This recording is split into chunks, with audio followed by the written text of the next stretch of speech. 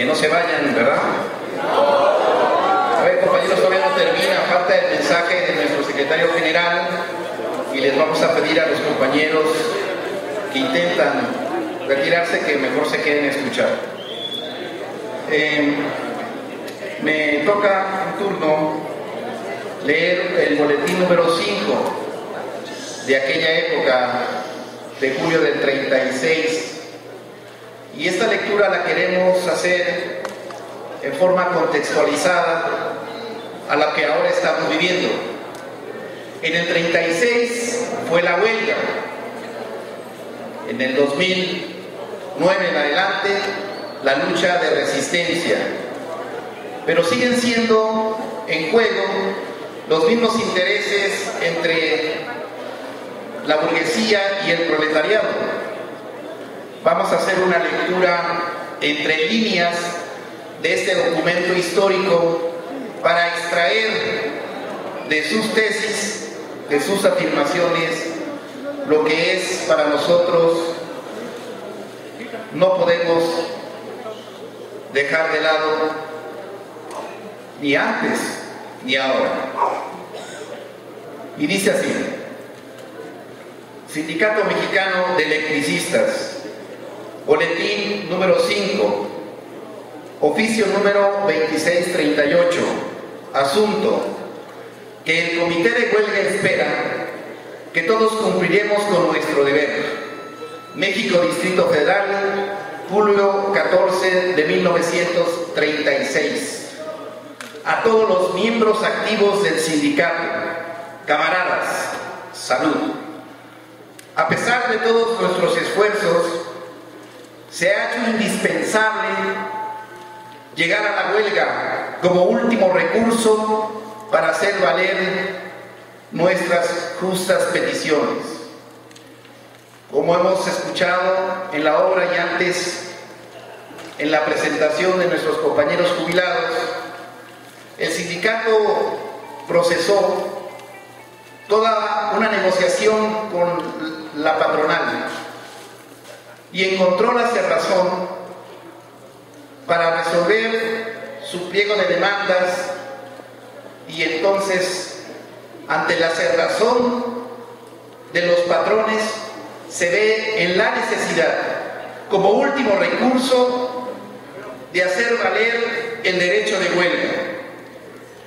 El derecho de huelga en esa época estaba siendo criticado, estaba siendo cuestionado por el expresidente Plutarco Elías Calles, que, como se vio, hizo unas declaraciones en contra del movimiento obrero, diciendo que la huelga era el caos.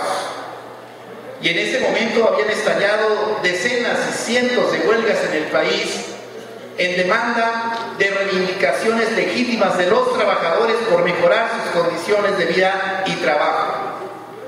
Reivindicar el derecho de huelga, estando de por medio una disputa política entre quienes querían gobernar desde el maximato y quienes estaban inaugurando un gobierno democrático con un proyecto de nación independiente y soberano, era fundamental reivindicar la huelga en los hechos.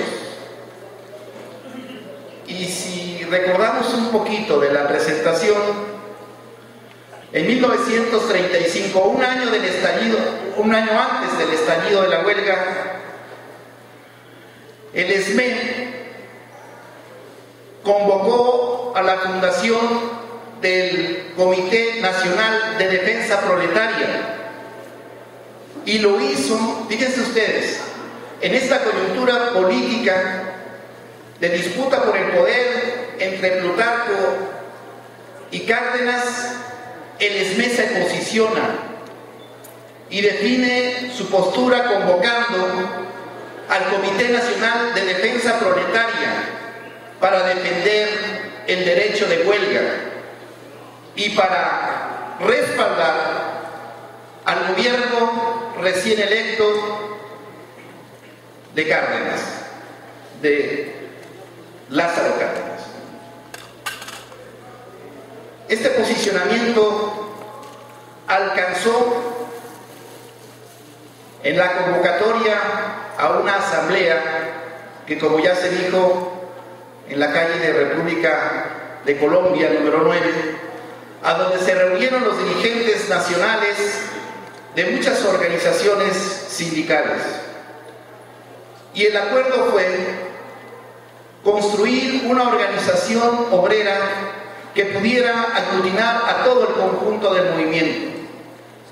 Y el ESME, el convocante del 36, estaba a la vanguardia, posicionándose en el terreno de la lucha de clases a favor de un proyecto nacionalista de soberanía nacional e independencia, porque entonces nuestros dirigentes tenían una visión del país, de lo que ocurría y de lo que estaba en juego.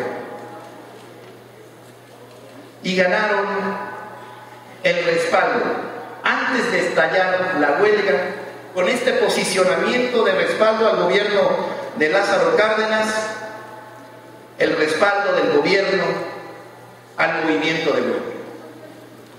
Un día después de haberse estallado la huelga, la Junta Federal de Conciliación y Arbitraje la declara legalmente existente, cosa que no pudiera ocurrir ahora, porque estamos ante la antítesis antagónica, irreparablemente antagónica, entre un gobierno fascista y autoritario como el de Felipe Calderón y un gobierno progresista que convoca a los obreros a defender el proyecto de la revolución social. Y el ESME acude, se pone al frente, convoca, aglutina, y surge unos meses antes de la huelga del 36 la CTN. Dice, continuando el texto: a medida que se ha pasado el tiempo, el comité de huelga ha visto robustecerse su creencia de que nuestro movimiento será respetado. Sin embargo, debemos estar preparados para cualquier contingencia. El sindicato venía construyendo las condiciones para el estallamiento de la huelga, respaldando al gobierno y respaldándose en el gobierno. Pero aquí me llama mucho la atención el punto y coma final cuando dice sin embargo, debemos estar preparados para cualquier contingencia. ¿Qué estaban diciendo los compañeros? Se robustece la creencia de que nuestro movimiento va a ser respetado. Porque como ya se vio, había comunicación de nuestra dirigencia con el presidente de la República, que estaba enterado de cuál era nuestro pliego petitorio, que sabía de la cerrazón de los patrones y que alentó la lucha de los trabajadores.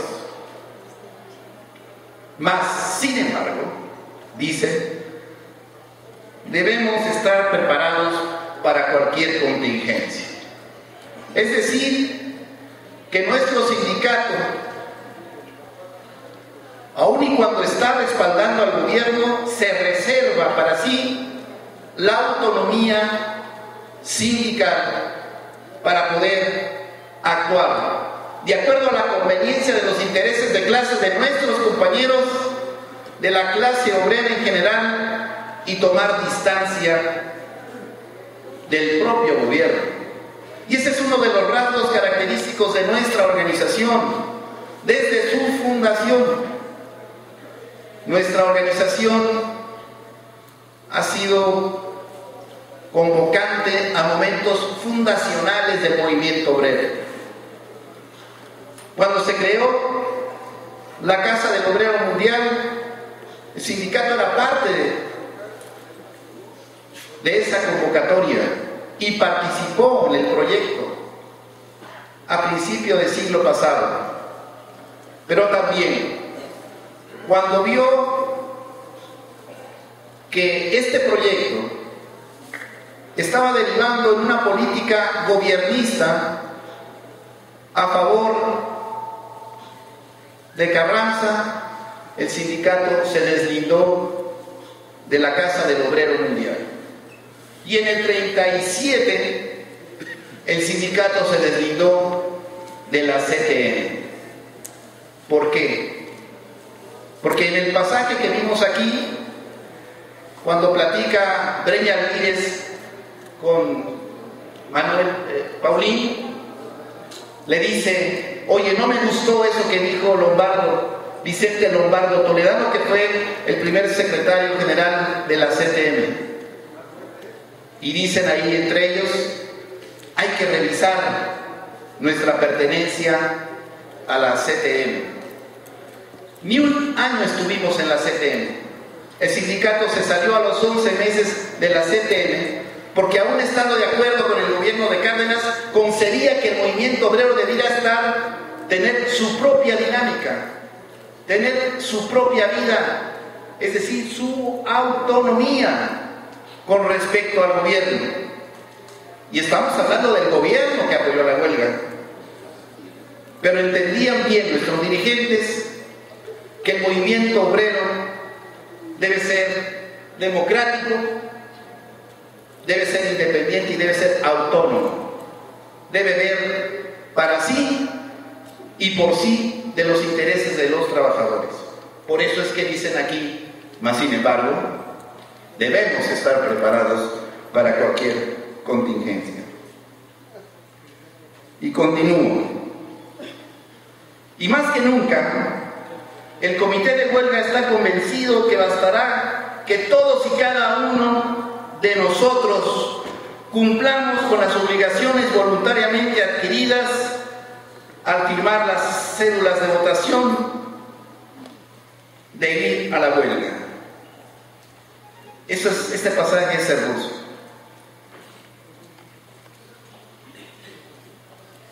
Cumplir con las obligaciones voluntariamente adquiridas. Y yo me pregunto ahora, a 75 años de esto, los que estamos aquí hemos sabido cumplir con nuestras obligaciones voluntariamente adquiridas. Porque voluntariamente decidimos no liquidarnos. Porque voluntariamente decidimos resistir. Porque voluntariamente decidimos negarnos con todo a la desaparición forzosa de nuestro sindicato. Voluntariamente adquirido. Nadie nos obligó. Tuvimos presiones hasta de nuestras propias familias para que nos liquidáramos. Pero teníamos un compromiso con la historia. Teníamos un compromiso con nuestra organización. Y teníamos un compromiso con los huelguistas del 36. Por eso no nos liquidamos. Por eso seguimos aquí de pie, en resistencia, sabedores que nuestros antepasados, con su firmeza, pudieron alcanzar la victoria. Y con la misma firmeza de ellos, nosotros vamos a ganar, compañeros. No nos quede la menor duda. El sindicato no va a morir. El sindicato va a defenderse. El sindicato va a derrotar a sus enemigos históricos de ayer y de ahora. Vamos a ganar, compañeros. Denme una S, denme una M, denme una E. ¿Qué dice? No se oye. Más fuerte. Muchas veces.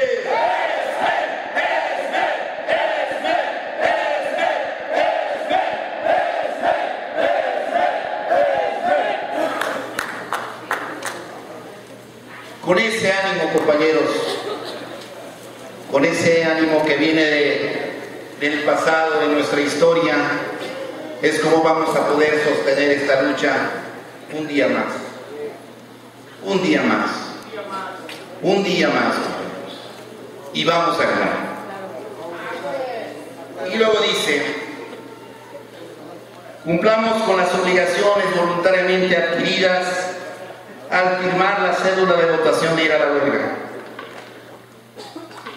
ajustando estrictamente nuestros actos a las disposiciones relativas contenidas en el reglamento de la misma, que es de la huelga, para que alcancemos una rotunda victoria final. Qué claridad, qué convencimiento de que al final, dadas las condiciones que el propio sindicato construyó, interviniendo en la política, porque ahora nos han criticado que el sindicato se mete en la política. Tiene que ser, compañeros, porque estamos en una lucha de clases y tenemos que encontrar que en las propias contradicciones de nuestros enemigos hay posibilidades de actuación que permiten fortalecer nuestra resistencia. Y finaliza con este párrafo, este boletín número 5. En nombre de los legítimos intereses de la clase trabajadora en general, algo que quizá todavía no hemos podido consolidar en este momento histórico. Aquí se estaba jugando el futuro de la clase obrera y en muchos sentidos del propio proyecto cardenista, porque yo tengo la impresión de que la huelga electricista del 36 fue el ensayo de la expropiación petrolera de 1938, porque el argumento es el mismo.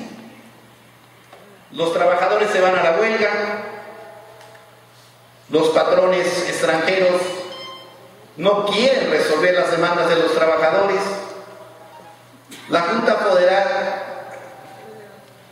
decide un laudo a favor de los trabajadores y las empresas extranjeras, el Águila principalmente, no cumplen con el laudo. Y esa amenaza que hizo Cárdenas en nuestra historia, de que podía confiscar la empresa y que fue clave para resolver al 100% nuestro pliego petitorio, se las hizo efectivas 2 años después. Expropió a las empresas extranjeras del petróleo. Porque entonces Cárdenas ya sabía qué podía pasar, porque el ensayo fue nuestra huelga, exitosa huelga, y porque había entonces condiciones de ir más allá, con una clase obrera respaldando un gobierno nacionalista, y fue para allá.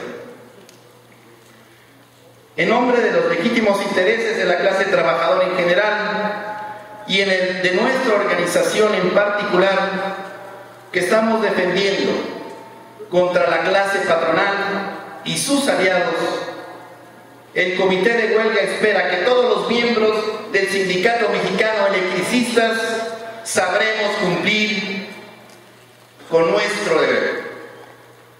Lo mismo podemos decir hoy. Hoy podríamos suscribir este boletín.